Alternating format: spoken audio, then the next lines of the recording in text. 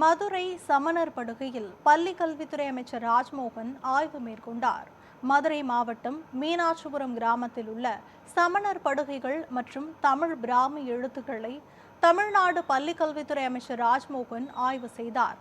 அனைத்து இடங்களையும் பார்வையிட்ட அமைச்சர் சமணர் படுகையில் படுத்து வரலாற்று எழுத்துக்களை உற்று நோக்கி ஆய்வு மேற்கொண்டார்.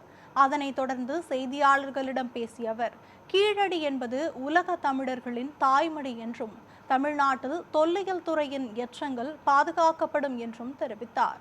மேலும் தமிழ் பிராமி எழுத்துக்களை பாதுகாக்க அனைத்து நடவடிக்கைகளும் மேற்கொள்ளப்படும் என்று கூறினார். நம்முடைய மாமதுரை மண்ணில் மாங்குளம் அருகே வரலாற்று சிறப்பு மிக்க இந்த சமணர் படுகைகளையும் அந்த இன்ஸ்கிரிப்ஷன் சொல்லப்படுற அந்த தமிழ் பிராமி எழுத்துக்களையும் நேரில் ஆய்வு செய்து இதை இன்னும் எப்படி மேம்படுத்தலாம், இதை வரக்கூடிய பாதைகளை எப்படி சீரமைக்கலாம் என்று நான் இங்கே பார்க்க வந்தேன். வந்த இடத்துல நான் இன்னும் நிறைய சொல்லணும்னா, வந்த இடத்தில் கற்றுக்கொள்வதற்கும் பெற்றுக்கொள்வதற்கும் இந்த மொழியில் நம்முடைய பண்பாட்டில் இந்த வரலாற்றில் எத்தனை விஷயங்கள் இருக்கிறது என்று எண்ணி வியந்து போனேன்.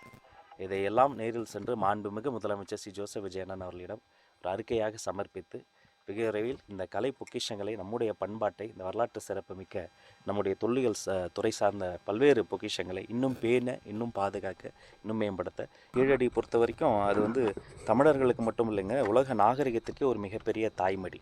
அப்போ அது அறிவியல் பூர்வமாக, இன்னும் சயின்டிஃபிக் பூர்வமான ஆதாரங்களை இன்னும் அதிகப்படுத்தி என்ன முறையோ அந்த முறையில் ஒன்றிய அரசோடு நாங்கள் அது கலந்து ஆலோசனை செய்து அது நிரூபிக்கப்பட போகிற ஒரு வரலாறு. அது மட்டும் இல்லை, கீழடி போல் இன்னும் பல்வேறு இடங்களில் நல்ல விஷயங்கள் நடந்து கொண்டு இருக்கிறது. சரியான தருணத்தில் சரியான ஒரு வரலாற்றை இன்னும் துல்லியமாக நம்ம எல்லோரும் பெருமைப்படத்தக்க இன்னும் ஒரு மாபெரும் ஒரு விஷயம் நடந்து கொண்டு இருக்கிறது. அது தக்க சான்றுகளோடு அது முறைப்படி விரைவில் அறிவிக்கும்.